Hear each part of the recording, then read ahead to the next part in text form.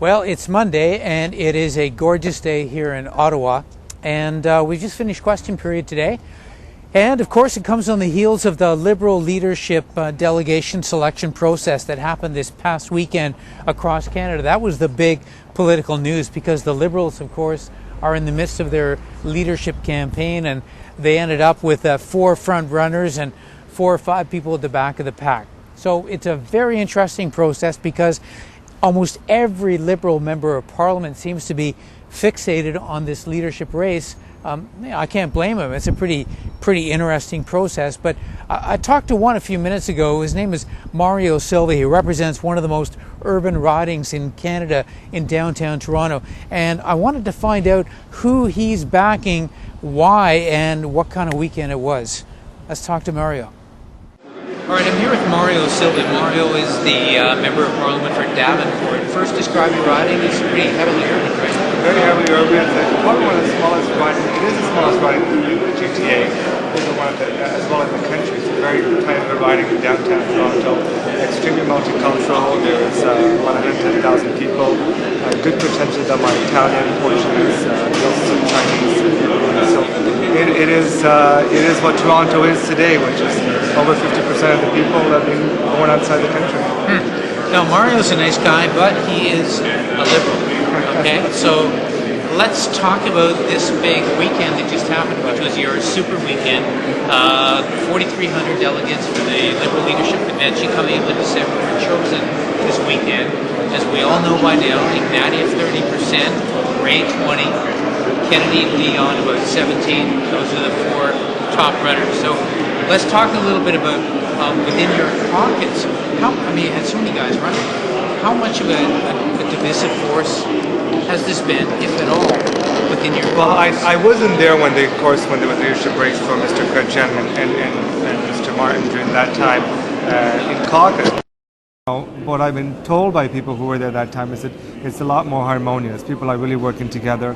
In fact, at my delegates election meeting in Davenport, we had people who were working in Rae's campaign and Ignatieff's campaign. I'm supporting Kennedy's campaign, but we all worked very well together. They were actually quite cordial with one another. It was a very friendly meeting. So people were quite pleased at how things sort of are transpiring throughout this whole leadership race. Quite frankly, one of the 4 can be leader. It can be Kennedy, it can be Rae, it can be Ignatieff, it can be Dion. So everybody's been very nice to each other, I think. Well, I wanted to ask you about same. Yeah, I know, but I want to ask you about this because you've got front runners, the rest are drop right back. But like with Kennedy, like.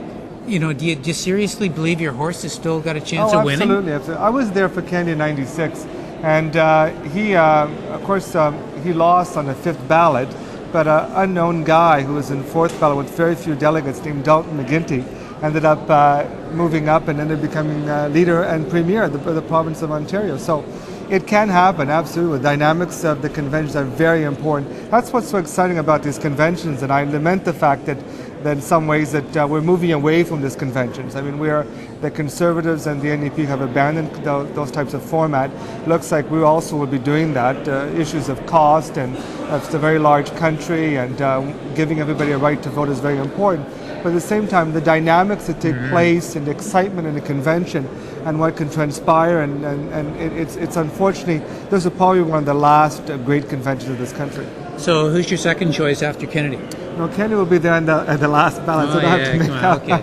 All right. Now listen. Do you Liberals have a sense that you're picking a leader who's going to do battle with Conservatives, or are you picking a Prime Minister?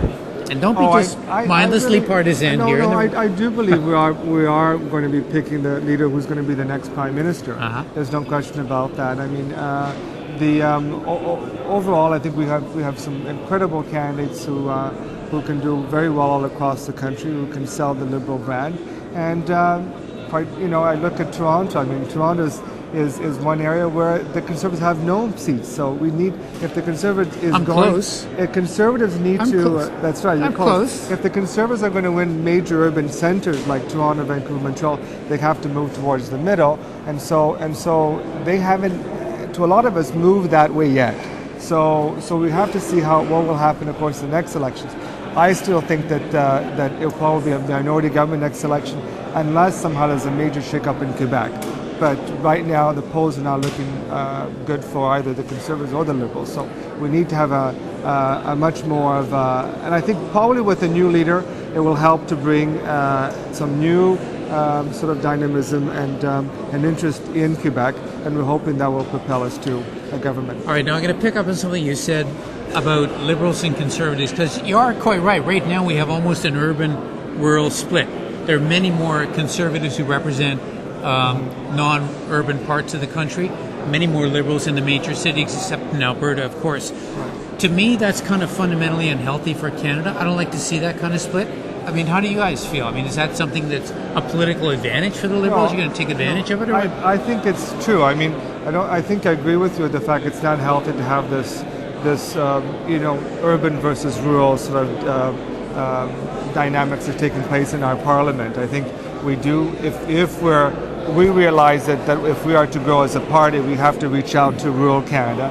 And I think the Conservatives, if they're smart, also realize that they have to also get majority government and get back again into power. They have to reach out to urban Canada. So there is a feeling for my party, at least if I can speak for my party, that we want to reach out to rural Canada, because it's very important that we do get back some of those rural votes as well. So you're going to invite me to your riding, right? Absolutely, you're more than welcome. We have great festivities and events all summer long. It's a great dynamic riding, and you're more than welcome to come to the riding. I can show that Conservatives aren't too scary. Absolutely not. I mean, we don't have many Conservatives in Davenport, I have to tell you that much. But the ones we have, even the opponent who ran against me last time showed up for when I was sworn in as a member of Parliament. So we have very good relationship with our Conservative small community that we have there in Davenport. All right. Mario Silva from Davenport, thank you very much. Thank you. It was a pleasure. Stay tuned.